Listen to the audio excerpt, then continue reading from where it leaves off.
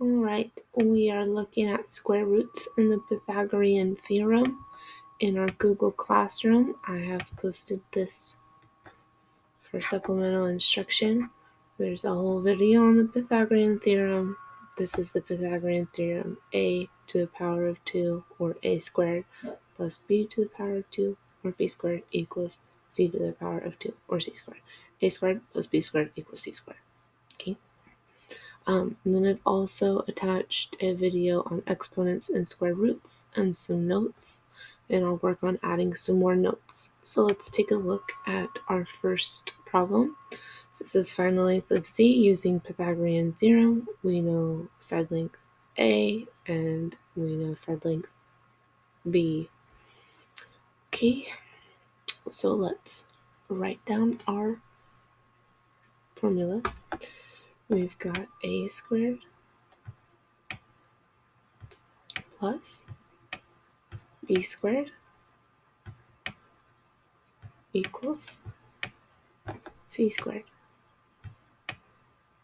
A is 5 or 12. It doesn't really matter what you choose to be, A or B, plus B squared, 12 squared, equals C squared. Now we're going to simplify these numbers that we can simplify. 5 squared would be 5 times 5, which is 25, plus 12 squared would be 12 times 12, which is 144. Or, a reminder, you can go to Google Calculator and get these answers very, very easily.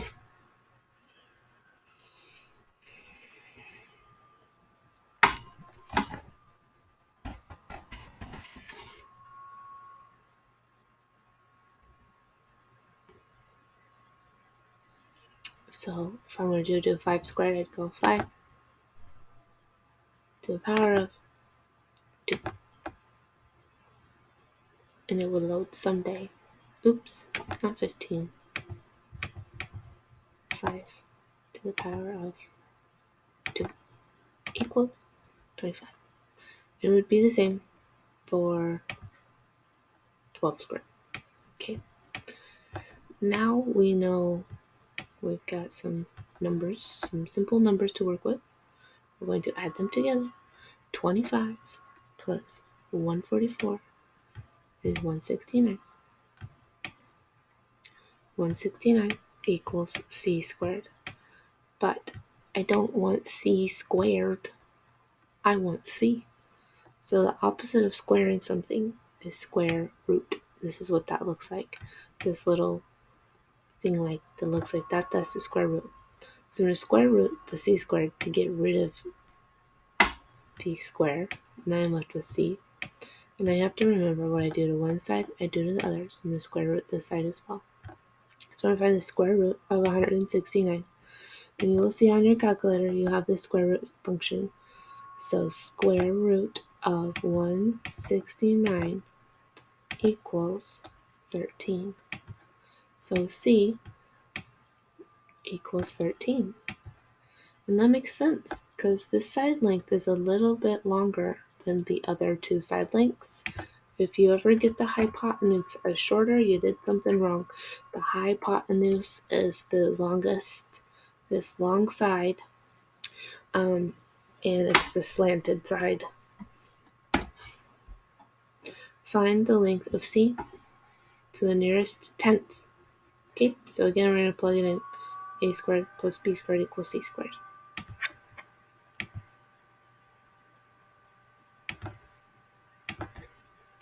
A squared plus B squared equals C squared. A is 8.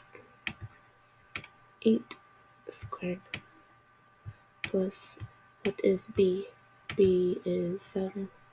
7 squared equals C squared. And you can go to your calculator and put in 8 squared, or maybe you know that 8 squared, or 8 to the power of 2, means 8 times 8, which is 64. Same thing with 7 squared, or 7 to the power of 2, it would be 7 times 7, which is 49. equals c squared. I'm going to add these together. 64 plus 49 is 113 equals c squared. Trying to get that c by itself, so we're going to square root to get rid of the square. When I do to one side, I do to the other. I have c equals the square root of 113, and I need to know what is that. So I'm going to go square root of 113, and I get 10.63, blah, blah, blah, blah, blah, blah, blah. But it says round to the nearest tenth. So the tenths place is always the digit immediately after the decimal, to the right of the decimal. So our 6 is in the tenths place. We look to the digit to the right of it to tell us whether to round up, 5 and up, round up, or 4 or less, let it rest. So the choice is between rounding the 6 up to 7 or leaving it as a 6. And this is 4 or less, so we're going to let the 6 rest. So our answer is going to be 10.6. Let's just check and make sure that makes sense. We've got A and then 7 and a little bit longer for C is 10.6. Yes, that makes sense. Find the side length. 14 squared plus 88 squared equals C squared. A squared plus B squared equals C squared. 14 squared plus 48 squared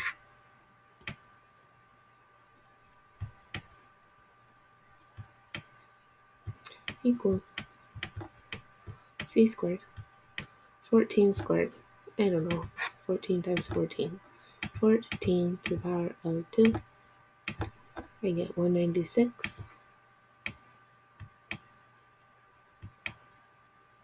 plus 48 squared would be 48 times 48. 48 to the power of 2 equals 2,304.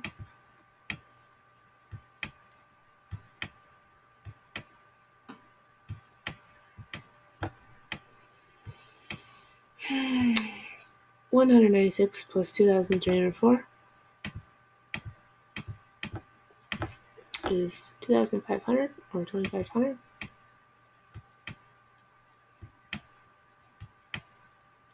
Equals c squared. We're going to square root both sides. C equals square root of 2,500. Square root 2,500 equals 50.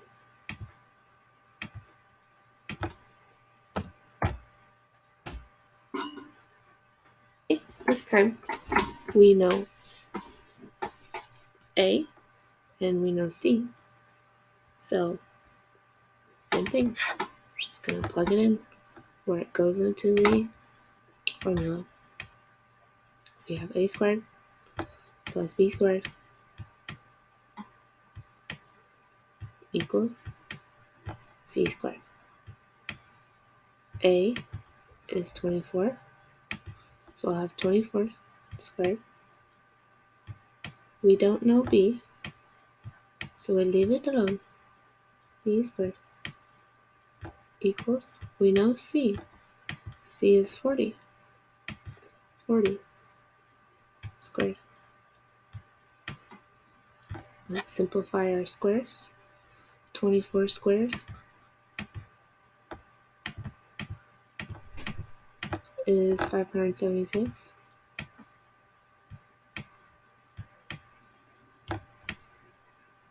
Plus B squared equals 40 squared. Let's figure out what 40 squared is. 1,600. Okay, our job is always to isolate the variable, in this case B, or get it by itself. So I can't square root it yet because I've got to deal with this 576. So I have a positive 576. I'm going to get rid of it by subtracting it. The opposite of addition is subtraction, or the Opposite of a positive is a negative. Remember, what I do to one side, I do to the other.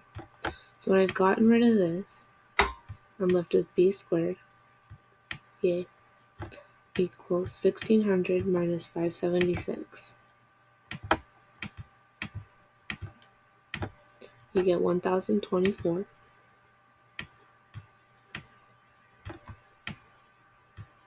Okay, and then just like we did before, we're going to square root both sides. And we're going to have b is equal to the square root of 1024, which is 32.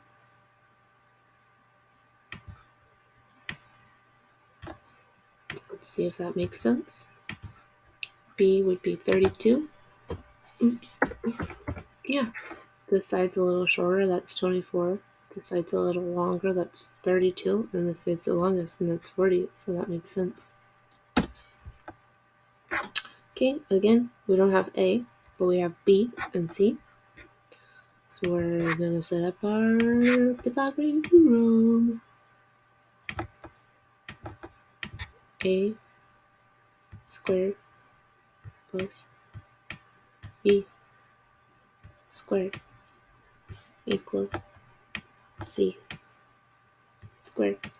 Now, something I've been doing with, I don't know, people in person is doing the erase and replace. So if we know A, we don't know A. We know B is 9. So I would take my eraser, I'd erase B.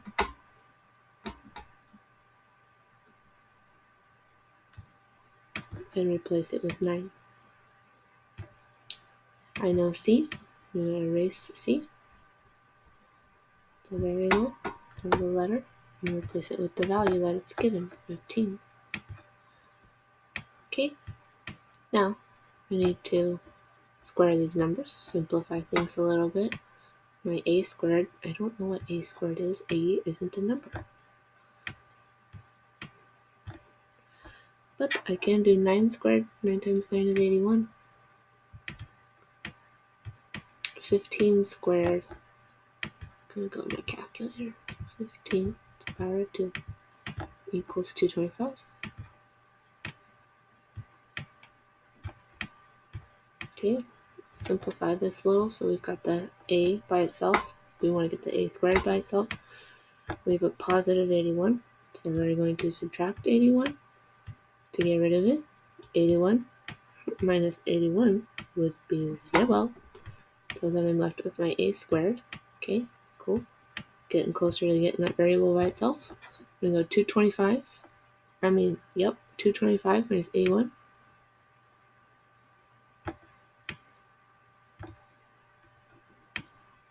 144. Double check. Yep. Okay. I'm going to square root both sides to get that a by itself.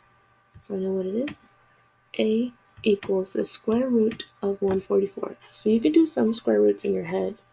So the square root of 144 would be what squared equals 144. What times itself is 144. So that would be 12. 12 squared would be 144. So the square root of 144 is 12. Let's see if that makes sense. This side is the shortest, and it's 9. A is a little longer, 12, and the longest side is 15. Yeah, that makes sense. Using A equals 5, B equals 12, and C equals 13, is triangle ABC a right triangle? Yes or no? Well, let's see if it balances.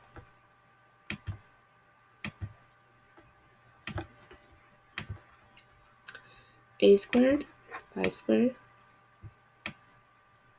plus B squared, 12 squared,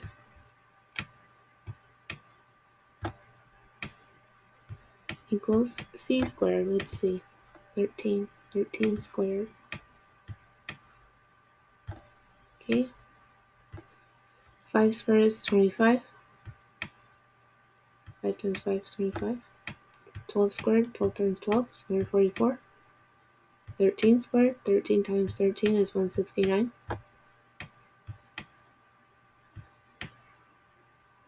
25 plus 144 is 169. Is 169 equal to 169? Yes. So yes. Using a blah blah blah is triangle blah blah blah. Let's plug it in and see if it balances. A squared, 15 squared, plus b squared. B is 12, so 12 squared equals c squared. C is 21. Let's square them and see if we have the same amount on both sides. We have a balanced equation.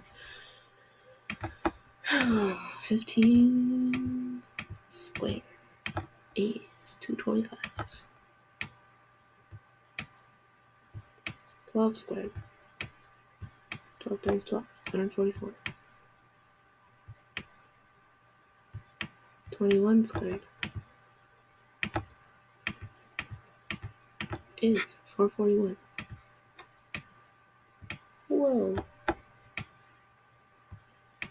Let's see if 225 plus 144, 25 plus 140 is 369.